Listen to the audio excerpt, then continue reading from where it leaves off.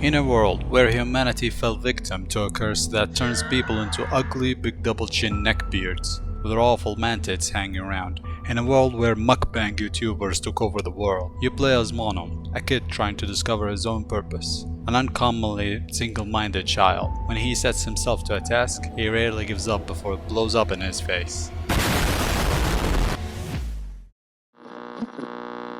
In this game review, I'm gonna explore and explain the living shit out of this game, and we're gonna dive deep in the lore and uncover the plan of the Eye of Sin. Hey, Even V here, and welcome to the Even V Show. I'm your host, Even V. So basically, I decided to make this video because there is a lot of misunderstandings when it comes to 6 reasons to pull a Mufasa on Mono. Looking at you, Reddit. There's also the chess room code that I didn't see anyone talk about, so I'm gonna explain that too. In a game where you spend most of your time running away from tall people and the other half from the morbidly obese people, in a city that's run by the Illuminati, you get to face your worst nightmares, being a child again. In this game, you're given the job of saving yourself, your girlfriend, and the world from the Eye of Sin. Today we're gonna take a look at Little Nightmares 2, made by none other than Tracer Studios. It's a puzzle platform horror adventure and a prequel that came out as a sequel to Little Nightmares 1. It's beyond our understanding to grasp the motives of these monsters, but it's up to our strong will and the power of friendship to save these motherfuckers from growing too large. Bear in mind though that this video is made for entertainment purposes only and should not be taken seriously. Alright? Just a joke, bro. واخد بالك يا عمر واخد بالك يا عمر واخد بالك يا عمر. Our adventure takes place in the Pale City, where people, buildings, and everything in between have grown to disturbing proportions. Our protagonist wakes up in the woods after a wild night with the boys, and has to go through the annoying but necessary morning routine of not giving a fuck. Actually, that's my morning routine. His morning routine consists of him trying not to get killed, trapped, or run over by a fucking tree. He lives life on ultra nightmare difficulty, where he actually has to put up with trees that can break his knees. It's unbelievable, really. Sometimes all what's keeping us from becoming extremely thin is a couple of good friends. You kidnap a young, impressionable female so you can hold her hands 24/7. Immediately he decides to simp for her for the rest of the game. Due to the big, ugly circumstances though, they realize that they have to work together to survive. There is 2 types of people when it comes to this game. People who like to hold 6 hands, people who like to carry random toilet paper around.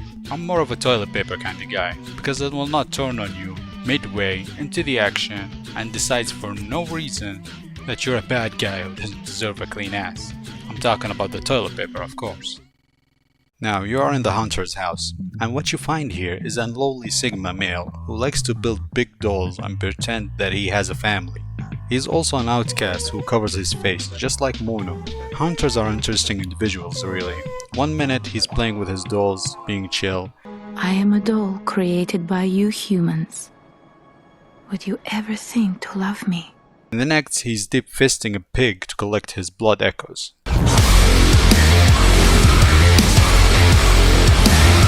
Hunters are weird like that. After you escape the hunter, these 2 find themselves in a school. Here they get to meet the teacher, who disciplines her students with facts and logic. Miss Shapiro has a very long neck that she probably can look at her own self wiping her own ass. You don't make any fuzz in her class though, because you're always in the neck distance. After a while, 6 develops a habit of getting kidnapped. She gets kidnapped by a bunch of gamers. He smashes the students and wears a corpse head just for good measure. You sneak past the extremely aware students. Now let's talk about the chess room. Since controlling society needs to be implemented in an early age, that makes the students the king in a society. So what you got here is an on-the-nose metaphor. The kid being the king of the chess and being surrounded from every direction. Bear with me. Since they are the future, you can't change fully functional adults, can you? But you can brainwash students and take the exceptional ones and give them the good motivation to run your TV tower however you want. And Little Nightmares 1 and 2 was the process of making these 2 monsters from an early age. I'm talking about Mono and 6. There's also this metaphor about the key behind the wall, which is also a metaphor for the flesh thing, the eye, the gross thing behind the wall. I think it says that the secret or the key to this problem is behind the wall. And whoever did that to this king was sending a message that we got your king by the dolls. I mean the balls. Because if you wanted to destroy a society, you need to start from the education system. Basically, I'm saying that this whole thing was planned. You hear a piano and it being played by none other than Miss Shapiro herself. When you reach exit, that bitch catches up to you. A chase happens between you and Miss Shapiro's head. You go across the buildings, jumping in a trash can where you belong. Speaking of piano, the music in this game is beyond good. It has its own personality. It speaks to you. It's telling you to subscribe and like. After you survive from the school, you decide to go to the hospital. Cause you're too old for school anyway, and goddammit, you have seen enough in that school. You have seen enough.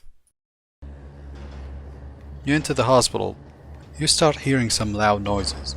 You meet one of the biggest members of the Ceiling Gang community. Some say that is what toxic masculinity looks like. This retarded fuck doesn't really like you, and you can tell by his strong appetite to eat children, like yourself, of course. His real name is actually Zimbabwe. يا نهار ازرق عبيط واقرع وزيمباوي كمان. It's been rumored that this guy was used to being walked all over. So one day he decided to walk all over everyone by walking on the ceiling. Literally. Here's a bit of lore to you. By the way, you can go to the website and learn more about his lore. You run away from Spider-Fat over there, only to find out that people are going to this guy to give them plastic surgeries to fix their faces. But somehow they ended up looking like a chunky. Like you would think, if you go to the hospital and the doctor comes out of the ceiling looking like a manatee, wouldn't it be safe to assume that he doesn't know what he's doing? Apparently not. Then you stumble on a bunch of walking mannequins who can't handle the light coming out of your hands. You keep flashing them until you get to the other side. Then you find out that they have some sort of brain damage, even though most of them don't have any. Then the doctor catches up to you. Because let's face it, it's really hard escaping such a hard masculine man. He finds out about what you did to his patient, and his autistic ass is not happy about it. He breaks every bed in the hospital trying to catch up to you. You burn the Ceiling Gang alive and make Floor Gang proud. You enter another building and starts hallucinating about the TV all of a sudden. You touch it and it takes you to the fourth dimension, where you meet some old fart sitting on a chair.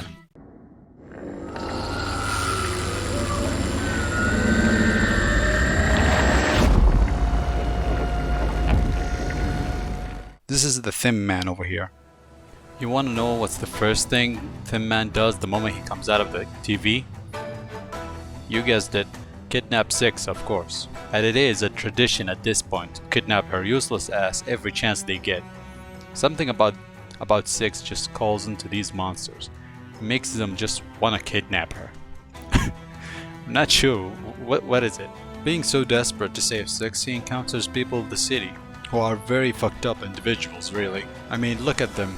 These guys have seen better days, no doubt. These guys are what you're gonna look like if you ever try to figure out the story of this game. Mindless routine potatoes who forgot the purpose of teaching and healing, so they perform a set of actions mindlessly without remembering the purpose. Thin Man's purpose is to take little kids who have gifts or powers and turn them into tools and soldiers for the Eye.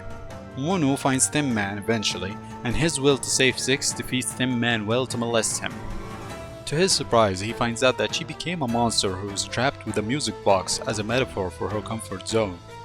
So he has to beat the shit out of her. True Sigma male if I say so myself. After that, these two get to meet the true evil behind the scenes, or the walls in this case. Being very delusional by the fake space the Eye monster made for her, she thinks Munu is the threat. I mean, nothing is more terrifying really than a kid with a bag on his head. Truly a menace. Then she pulls a Mufasa on him, leaving him descending into madness. Munu gets trapped with the Eye of Depression, slowly losing his mind of how bad it smells down there. He starts losing hope in humanity and comes up to the conclusion that the world is not worth saving anymore. While he descends into complete nihilism, he grows up in this depressing state of mind, becoming the new Thin Man. It seems that the Eye needs a grumpy old man who lost hope in humanity, and a lady that gives up to her hunger and desires after she lost her soul. He manipulates both of them and their motives to his advantage. In conclusion, I don't know what the fuck is going on.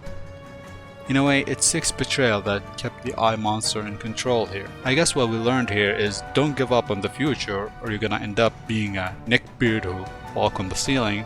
Cause let's be real here, inside of every person is a lost cause. A Little Nightmares just cranked those features to 11, giving us a diverse world filled with the thin and the thick. We've been always wondering how these monsters end up like this, but now we know about one of them.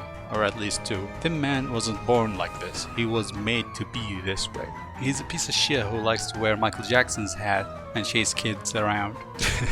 Alright, again, without jokes, I think that Thin Man was made, and the secret ingredient is crime. I mean despair. My guess is that this was the Eye Monster's plan all along, to create a new Thin Man to keep the machine going, and despair is only caused by Six's betrayal, a friend that Mono trusted.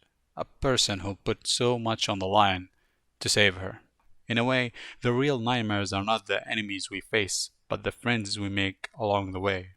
Now, will this fucking story ever end? I don't know. There's another question I couldn't find an answer for. Where did the children come from? Surely not from these monsters, because they don't seem like they know which hole to put it in. In conclusion, the Eye Monster definitely won here. Easy clap. And it's up to the next king, whoever this miserable kid gonna be, to stand up for himself and not give up on the world, basically. To not surrender for the despair that surrounds this world. But are we gonna see a king or a new victim? And on this happy note, this video is sponsored by the Eye of Sin. If you're looking to live life on veteran difficulty, just sell your soul to the devil and become a thin man right now. It's the fastest way to lose weight. Or you could become a thick man who has the audacity to walk on the ceiling. Or you could be even a nick lady and shove your nose in everyone's business from very far away, only for the cheap price of 666. Good luck in your journey of despair. Alright, I'm not sponsored by the Eye of Sin. I wish though. This video is not sponsored at all actually. But you can make me feel like it was by pressing the subscribe button and ring the bell. Let me know what you think. I never did this type of video before, so there it is. Thanks for watching. Ciao.